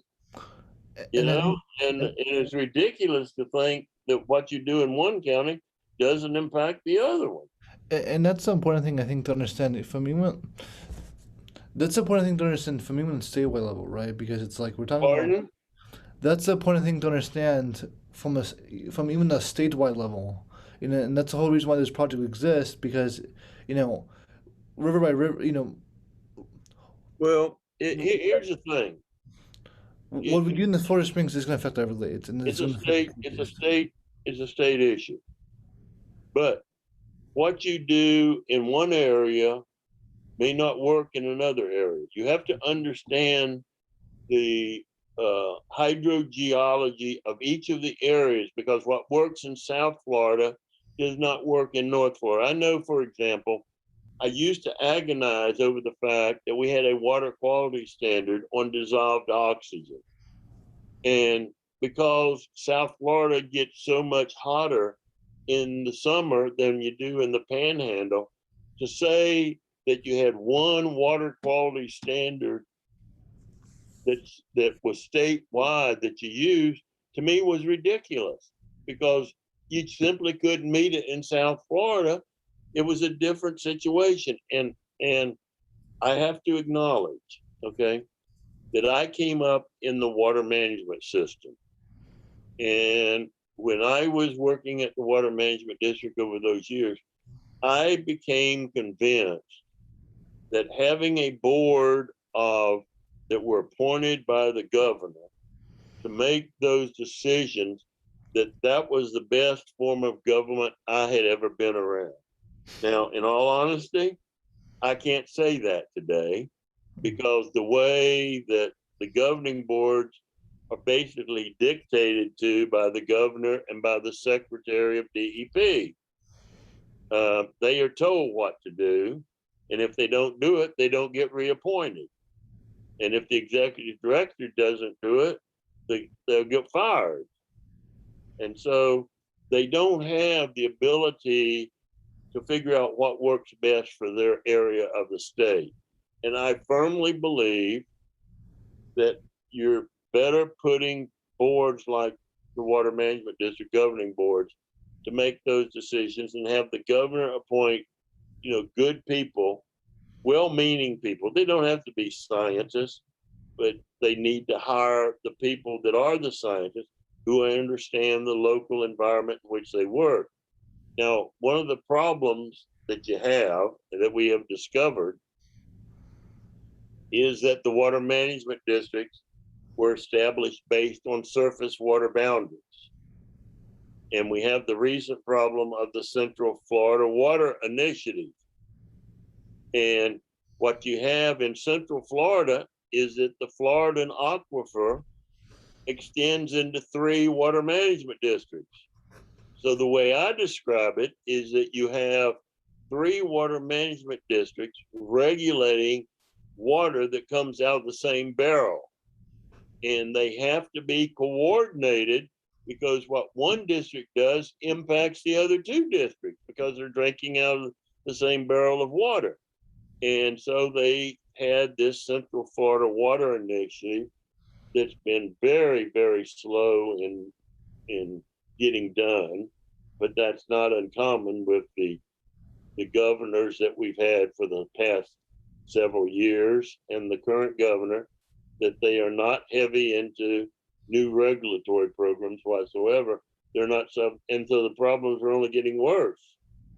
And you need to have those 3 districts working from the same Bible or the same set of regulations in terms of regulating the withdrawals. Because prior to this Central Florida Water Initiative, you had one district that was being tough on the people getting consumptive use permits, and the other one was handing out the permits like it was candy. And obviously, both of them weren't correct. There was a problem there. And now, finally, they did this Central Florida Water Initiative, and the 3 districts decided they'd work together. But getting them to work together has not been an easy task. And as I understand it, one of the things that I think was wrong with the legislation thing they did, they finally, at long last, one of the biggest problems was coming up with a model that they were all willing to use. But as I understand it, it's only a planning model that they're going to use. When it comes to making decisions on consumptive use permit, they will be using their own models as opposed to the planning model, which was for a different purpose. And unless they're using the same hydrologic model or hydrogeological model, then they're not going to be coordinating in terms of the permits. And exactly, how much water one district can allocate versus how much of another, those questions have not been resolved. They're unresolved. They know they aren't going to have enough groundwater down there for their future water supply, which means somebody's going to have to find some other sources of water, either go deeper into the Florida and treat the water, or start desalinization, or taking water out of the rivers and improving it so you can use it for potable purposes. But, from my standpoint, one of the good things they've done is to recognize that they want all the water users over there to get down to their per capita use of being 115 million gallons per day per person. 115 gallons per person per day. And out of some 30 something utilities that exist over there, I think there's only 3. Now, the rest of the thing is, as I understand it, they want them to achieve this by the year 2040. Now, how are they going to get from today at 2022 to 2040? In my opinion, there's a perfect way to do it. The Swift Mud had to deal with the same problem with the people in the northern Tampa Bay, the customers of Tampa Bay water. And what Swift Mud did was create a program that helped these local governments start reuse programs. Because what we know is that typically 50% of the water that people use are used outside of the house. And it would be a perfect place to use what they call the purple pipe and take the water coming out of their wastewater treatment plants and use it to irrigate the yards and to use for washing their cars. And that by conserving water, they would cut their potable use in half. That's what's happened at Swiftmud.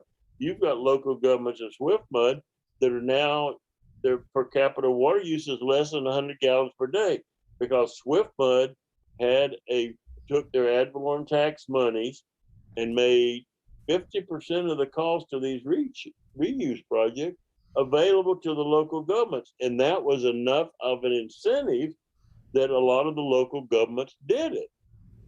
And they have done it. And if the legislature and the governor would let the water management districts do the same, I think you could achieve the same thing. Now, based on when I used to closely examine what the water management districts were doing, I found here Swiftmud was making 50% money available and had very successful programs. St. John's at one time was providing 25% of the money, and they made some progress. And then the guys down at South Florida, Soft Mud, they made 5 and 10% of the money available, and were not nearly as successful as what St. John's or Swiftmud was. And so, to me, if you want to be successful, you have to have a large enough carrot out there that the local governments would do it. And at least history has shown us that at 50%, the local governments will do it. They'll start putting these reuse projects in place and reducing their per capita use. It's a very expensive proposition, but the sooner you do it, the quicker you're going to resolve the problem.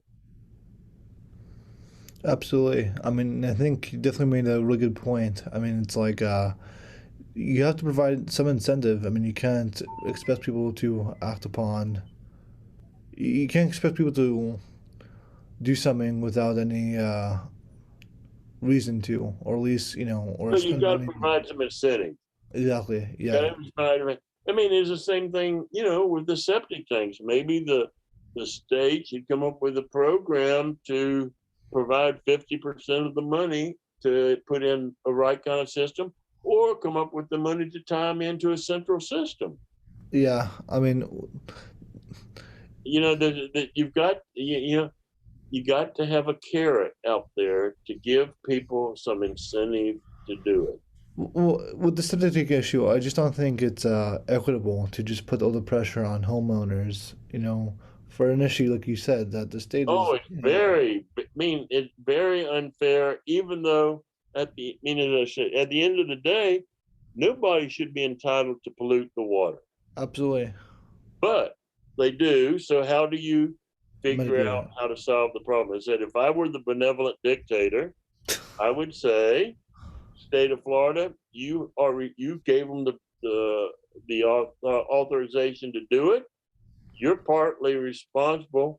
So I'm going to decide that we're going to put up 50% of the money to solve the problem. And the ideal solution is to connect them into a central system or put them into a very sophisticated septic tank system and require them to operate it and maintain it correctly.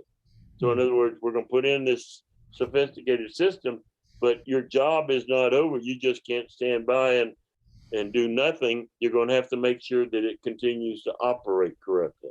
Hmm. So, just because we haven't been speaking for a while and I want to respect your time, I guess the last question I'll kind of ask you is, to anybody that's listening, to any of the audience, do you have any final words of wisdom, any kind of last thoughts? And then, of course, we can always reschedule another interview if there's more for you to add. Well, I will be somewhat philosophical. All right. Uh, I consider myself an old goat. I will be 80 years old this year. Mm. I started in the water management district business in 1962. So I've spent 60 years being fairly knowledgeable. I can say this, in that time frame, I became more knowledgeable than the average citizen, at least. I think I've learned a lot. I think I know solutions. I think I know how to compromise. I know how to solve problems. I think that's what I've done for most of my career, is solve problems.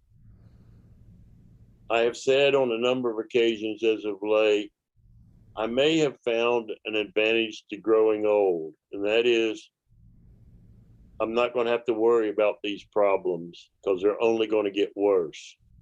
But the good news is I'm not going to have to worry about them. The bad news is that my grandchildren are. And it's a hell of a legacy that we're going to leave to them, a polluted environment in Florida. And to me, it's a sad commentary on the state of Florida. And here we're continuing we have 1,000 people a day continuing to come to Florida. So the problems are only going to get worse. They're not going to get better. They aren't going to solve themselves. And we need someone to take charge and start solving these problems. And water isn't the only problem we have. I mean, I also serve as a Secretary of Transportation. And we have the same problems. There are problems in transportation. The infrastructure in the state of Florida is in terrible shape. And we need to start addressing those problems. And somebody's got to pay for them. And we need to get on with it. And, to a certain extent, people who are put in elected office have a time limit. And you really will not be able to judge how good of a job they've done until 10 or 20 years later. And then you say, gosh, that person was a visionary. They knew what they were doing. They were looking ahead. I think that's the primary job of the governor of the state of Florida, is looking down the road to see where are we going to be 20 years or so from now. But in the meantime, he's got to deal with the day-to-day problems. But you've got to be headed in a direction of solving those problems. Otherwise, we're going to have a mess on our hands. And we're going to destroy, I'm a native of Florida. I was born and raised here. And for the most part, I can be a smart aleck and say, hey, if you weren't born here, you get to leave. Because our problem is a people problem. But, there's no way you can force people to leave. No, nor can you build the Great Wall across the border of Florida to prevent people from coming here. You've got to learn to solve the problem. And we've got to start addressing these problems. And the longer we put them off, the bigger the problems are going to become, because they will not solve themselves. And that requires people assuming leadership. And if you want to talk about statewide, it's got to be the governor. And he is the chief officer of the state of Florida. The legislature's got to help do the job, but the governor is the leader. And local governments can be progressive, and there are some progressive local governments in Florida, and they can take care of the world, of the little world that they have the jurisdiction to cover. But there's some problems that extend beyond their county boundaries that they can't deal with. And unfortunately, the legislature is preempting a lot of the powers of local government now. And so the local governments can't deal with these problems to the extent they could historically. I think it's headed in the wrong direction there. I think there's some cases where you ought to allow the local governments, if they want to have more stringent standards, provided they don't have an adverse effect on somebody outside of their county. For example, you got a power plant that provides power to areas outside of that county where the plant exists. Well, the county can't insist on their power plant having clean air and have other power plants put out the dirty air. That especially if that county is importing electricity into the county. So, none of these problems are easily resolved. But if you get the right people together, they can be resolved. But right now, in my opinion, we're going backwards. The problems are getting worse, and nobody seems to want to take the time to deal with them. And that's a sad commentary on the state of Florida.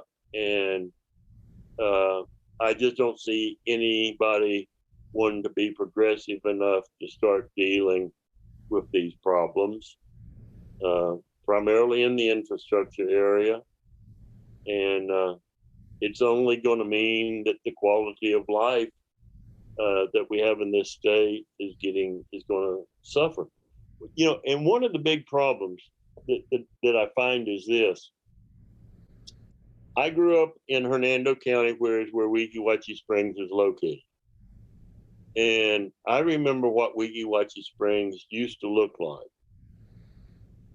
I can take people to Weeki Wachee Springs today that are perhaps going there for the first time, and they look at it and they say, my goodness, isn't this beautiful?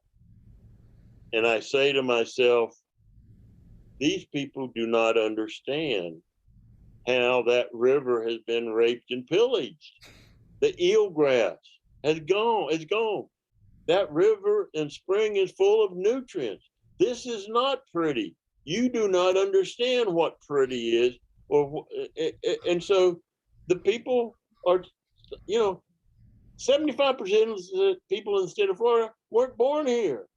They're short timers. They don't know what these things should be. And so they don't get as concerned with cleaning these things up, these springs up, the way they should. They think they're perfectly good the way they are today, and they're crazy. They're wrong. And how do you educate people like that to show them what they should be as opposed to what they are? Because many people are saying, they just sit there and say, oh, this is so pretty. You're very fortunate to live here and have this. And it's the river's in terrible shape, or the spring's in terrible shape. And yet, unfortunately, we have a majority of people that don't understand or appreciate the trouble that we're in.